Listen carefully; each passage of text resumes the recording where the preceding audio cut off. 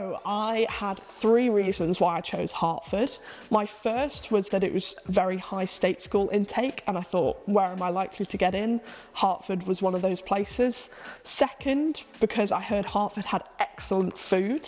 I think our formals are the best I've been to in Oxford. Obviously now I am biased. And then finally, I chose Hertford when I'd narrowed it down to a few colleges based on my tutors. I thought, who do I want to work with? And who do I think I will get on with? Look more at the social side.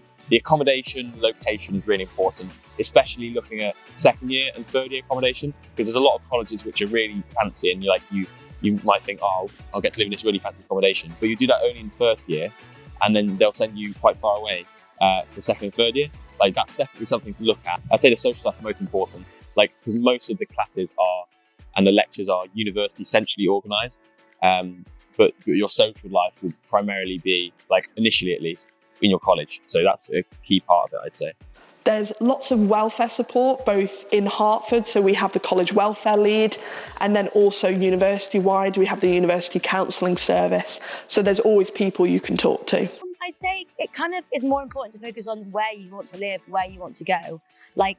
Most of your teaching is done in kind of centralised with the university, so I definitely wouldn't worry about really fixating on which tutors are at which college, because that can change very easily. Every college does every subject, but there's no, this is the college you go for if you want to be the best at this subject. So tuition fees across the country, any university, are flat, unless you're from Scotland and you go to a Scottish university, in case that's free. Very nice for some. No, I've actually found my costs of living are a lot lower than some of my friends at other unis, because you only pay rent for the time that you live in college, and you only live in college during the term, so you're only paying rent about half the year. So costs can really lower, and colleges definitely subsidise rent and food costs, which can really, really help.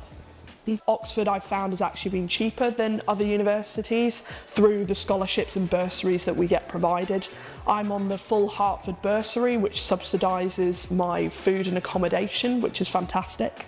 And also I'm on the Crankstart scholarship, which is based on the household income, which again provides me with support and careers advice as well. So Oxford is in fact cheaper. I'd say you don't need, definitely not all straight to 8 to 9 straight across the board, but I'd say you need to be close or have it in your reach to be able to do very well in a lot of subjects.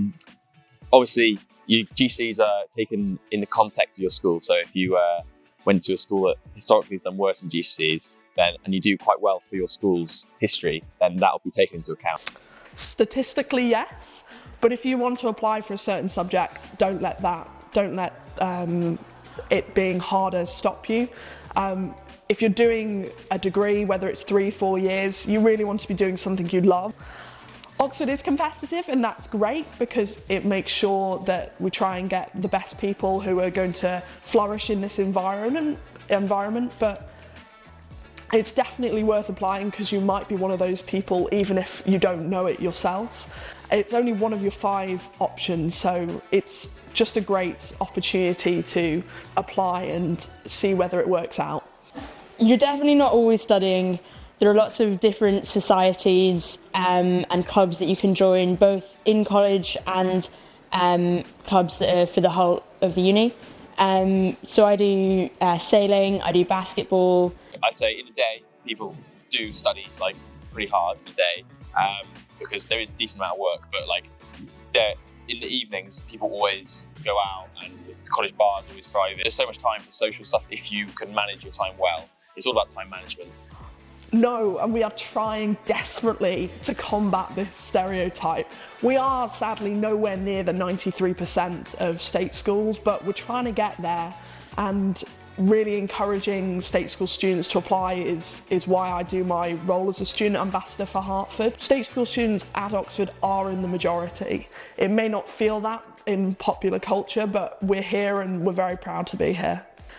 Anyone who thinks they're going to come to Oxford and everyone is going to already know what's going on and everyone already fits in is delusional.